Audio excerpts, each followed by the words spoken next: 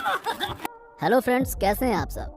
दोस्तों, ये बात तो सच है कि औरत को देवी माँ के रूप में पूजा जाता है, लेकिन ये भी उतना ही सच है कि बीते कई सालों में विश्व भर में उनका शोषण होता आ रहा है। और ये शोषण केवल मानसिक नहीं बल्कि शारीरिक भी होता है। जब किसी महिला के साथ पुरुष उसकी रजामंदी के बिना संबंध बनाने की कोशिश करता है तो उस महिला की इज्जत बेआबरू हो जाती है और उसकी जिंदगी पर कलंक लग जाता है। रेप का शिकार हुई महिला फिजिकल टॉर्चर के साथ साथ मेंटल ट्रॉमा का भी शिकार हो जाती है और कई बार उस भयानक मंजर को भुलाने में उन्हें कई साल लग जाते हैं। दोस्तों, रेप के बाद होने वाले टेस्ट पीड़िता में बची शक्ति को भी तोड़ कर रख देते हैं। जी हाँ, वो टेस्ट इतना पेनफुल होता है कि उसका अंदाजा लगाना भी हमारे लिए असंभव है। दोस्तों, आज के वीडियो में हम आपको बताने जा रहे हैं रेप के बाद होने वाले टेस्ट के बारे में, जिसके बारे में जानकर आप अंदाजा लगा पाएंगे कि इससे गुजरने वाली महिला के साथ क्या क्या होता है और उसका क्या हाल होता है। आगे बढ़ने से पहले चैनल को लाइक और सब्सक्राइब जरूर कर लीजिएगा। वीडियो को लाइक और शेयर करना मत भूलिएगा।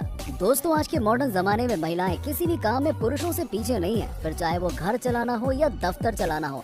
और अब तो महिलाओं के अधिकार भी पुरुषों के बराबर ही है। विश्व भर में महिलाएं सेना में शामिल हो रही हैं, अपने देश की रक्षा भी कर रही हैं, तो वहीं डॉक्टर भी बनकर लोगों की जान बचा रही हैं। लेकिन इस पुरुष प्रधान समाज में कई ऐसे पुरुष हैं जो महिलाओं को आगे बढ़ता देख नहीं सकते और न ही उनकी इज्जत करते हैं। वो महिलाओं को गंदी नजर से देखते हैं और हर पल उनके मन में महिलाओं का शोषण करने का ख्याल आता है। जी हाँ, रेप यानी कि बलात्कार, एक ऐसी गंदी हरकत जिसमें पुरुष अपना पूरा बल महिलाओं पर आजमाते हैं और वो भी उनकी रजामंदी के बिना। बलात्कार करने वाले हैवानी दरिंदे ना तो महिलाओं की उम्र देखते हैं और ना ही उनसे अपना रिश्ता। उनके लिए एक बच्ची, लड़की, महिला या बूढ़ी औरत सभी एक समान होते हैं, जिन्हें वो अपनी हवस का शिकार बनाते हैं। इस जघन्य अपराध को एक पुरुष अंजाम देता है, लेकिन जब कई पुरुष एक साथ एक समूह बनाकर एक महिला पर अटैक करते हैं तो उसे सामूहिक बलात्कार यानी कि गैंग रेप कहा जाता है। और जब कोई महिला गैंग रेप का शिकार होती है तो मानो कि उसका जीवन वहीं खत्म हो जाता है। ऐसा नहीं है दोस्तों कि समाज में रेप अभी से ही होने शुरू हुए हैं। बीते कई सालों से महिलाएं ये कुकर्म झेलती आ रही हैं। इसके पीछे आदमी की घटिया मानसिकता ही सबसे बड़ा कारण है। औरतें तो हर किसी के घर में होती हैं, लेकिन कोई उन्हें पूजता है तो कोई उन्हें अपनी हवस का शिकार बनाता है। कई नौजवान रेप की वजह लड़कियों का ज्यादा मॉडर्न होना, छोटे कपड़े पहनकर उन्हें प्रोवोक करना बताते हैं। लेकिन दोस्तों, रेप तो उनका भी होता है जो घर पर रहती हैं, पूरे ढके हुए कपड़े पहनती हैं, पश्चिमी रहन सहन को जानती तक नहीं है। तो दोस्तों, रेप के लिए वेस्टर्न कल्चर को दोष देना बिल्कुल गलत है। इसके पीछे ठोस कारण है इंसान की दरिंदे जैसी सोच, उनके घटिया विचार और उसकी अपनी खुद की वाहियात विचारधारा। दोस्तों, कहते हैं कि nobody is born as rapist, but yes, they die as a rapist। बलात्कारी हमारी धरती के लिए किसी क्रूर जानवर से कम नहीं है। एक बार जब कोई बलात्कार करता है और उसे कोई सजा नहीं मिलती है तो उसके हौसले और बुलंद हो जाते हैं। इसीलिए समाज को चाहिए कि बलात्कारियों को ऐसी सजा दी जाए जिससे वो कभी दोबारा किसी गैर महिला को हाथ तक न लगा पाए।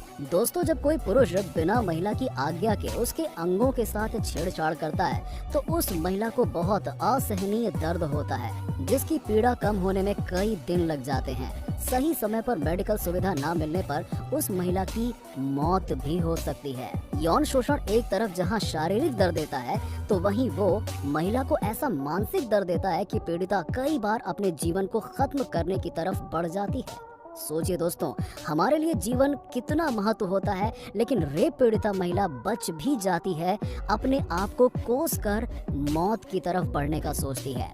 किसी और के दोष की सजा खुद को देना बहुत गलत बात है और रेप पीड़िता को भी इसी तरह की काउंसलिंग दी जाती है। लेकिन कई बार वो डिप्रेशन का शिकार हो जाती है और उन्हें किसी की बात समझ नहीं आती। लेकिन दोस्तों, कई बार ये भी पाया गया है कि महिलाओं का मनोबल रेप से उतना नहीं टूटता जितना उसके बाद होने वाली जांच से और समाज के गंदे व्यवहार से टूटता है। वो लड़की जो पहले किसी की हवस का शिकार हुई, जिस पर किसी ने अपनी जोर आजमाइश की, अब समाज भी उसी को दोष देता है और उसके बारे में बुरी बुरी बातें बोलता है। ऐसे में सोचिए क्या गुजरती होगी उस महिला के ऊपर। और अगर ये मध्य या निम्न वर्ग की महिला के साथ होता है तो उसे अछूत करार देकर समाज से निकाल दिया जाता है। महिलाओं का घर से बाहर निकलना, स्कूल या दफ्तर जाना, अरे सब बंद हो जाता है और वो खुद को एक अंधेरे कमरे में कैद कर उस भयानक मंजर को याद करती है। दोस्तों, ऐसा करने से महिलाओं को कोई मदद नहीं मिलती, बल्कि ऐसा करके वो खुद को धीरे धीरे अंधकार की ओर ले जाती हैं। लेकिन वो करे भी तो करे क्या? समाज ही तो उन्हें आगे बढ़ाने की जगह पीछे की ओर ढकेल रहा है।